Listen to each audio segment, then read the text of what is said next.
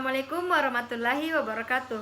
Perkenalkan, nama saya Andi Nurilmi, mahasiswa jurusan Kesehatan Masyarakat UIN Alauddin Makassar, ingin mempresentasikan proposal saya untuk memenuhi tugas mata kuliah Teknologi Kesehatan Masyarakat Islami.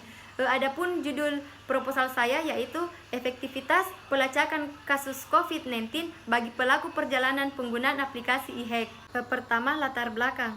Selama pandemi, berbagai kebijakan yang dilakukan pemerintah dalam hal kesehatan. Sekarang pelayanan kesehatan dalam pandemi sungguh sangat susah dan banyak yang harus dilayani, apalagi di tempat umum seperti bandara.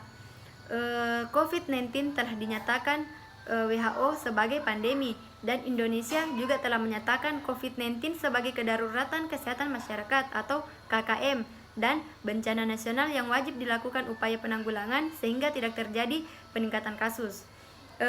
Dalam rangka mengantisipasi penyebaran COVID-19 di wilayah negara Indonesia, maka perlu mengadakan pengawasan terhadap penumpang pada alat angkut laut, udara, dan darat.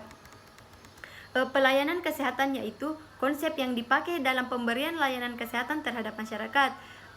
Kartu kewaspadaan kesehatan atau e-card, kartu yang diberikan kepada pelaku perjalanan dengan tujuan untuk mempermudah pelacakan kasus penyakit. Oleh karena itu, dengan menggunakan aplikasi e-hack dapat mempermudah pelacakan kasus penyakit bagi pelaku perjalanan dan dapat membantu menghindari adanya antrian panjang penumpang di bandara. Yang kedua, manfaat e-hack. Yang pertama, sebagai bukti bahwa penumpang sudah dilakukan screening di pintu masuk kedatangan. Yang kedua, sebagai tindakan kewaspadaan karena berisi riwayat perjalanan penumpang. Yang ketiga, sebagai media penyuluhan bagi pelaku perjalanan agar terpapar informasi tentang wabah penyakit yang saat itu sedang diantisipasi. Yang keempat, sebagai bentuk komunikasi kewaspadaan antara petugas kesehatan pintu masuk kedatangan dengan wilayah. Yang kelima, untuk mempermudah pelacakan kasus penyakit. Adapun kelebihannya, yang pertama, data penumpang masih perlu ditambahkan di aplikasi e-hack, seperti tanggal pemeriksaan rapid test belum tercantum di dalam aplikasi. Yang kedua, data rekapan yang ditarik atau di-download belum semua masuk dalam rekapan Excel, sehingga harus mengklik satu persatu detail penumpang. Yang ketiga, membantu menghindari adanya antrian panjang penumpang di bandara. Yang keempat, e-hack yang dulunya dalam bentuk manual kertas sekarang sudah memakai sistem elektronik. Yang ketiga, cara pembuatan dan prosedur kerjanya. Adapun dalam pembuatan aplikasi e-hack ini belum ditemukan atau belum dijelaskan tata cara pembuatan aplikasi tersebut. Hanya saja tata cara pengaplikasian yang dijelaskan.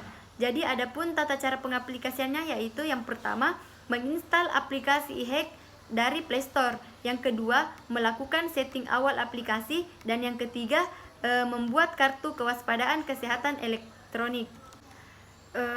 Adapun prosedur kerja pada aplikasi e-hack terbagi menjadi dua, yaitu bagi penumpang dan peran stakeholder, maskapai dan agen pelayaran. Yang pertama, saran bagi penumpang. Yang pertama, download dan install aplikasi e-hack Play Store perangkat Android Anda. Yang kedua, isi data e-hack Anda di bandara keberangkatan pada saat check-in atau membeli tiket. Yang ketiga, jika dalam 14 hari setelah Anda kembali merasakan gejala, segeralah datang ke rumah sakit terdekat dengan menunjukkan printout e-hack Anda. Yang kedua, peran stakeholder, maskapai, dan agen pelayaran. Yang pertama, bagi stakeholder, membantu mensosialisasikan e-hack melalui banner, flyer, announce di terminal bandara dan pelabuhan. Yang kedua, bagi maskapai dan agen pelayaran, membantu mensosialisasikan ke calon penumpang pada saat booking tiket. Mungkin hanya itu yang bisa saya jelaskan. Kurang dan lebihnya mohon dimaafkan. Wabillahi taufiq wal hidayah. Wassalamualaikum warahmatullahi wabarakatuh.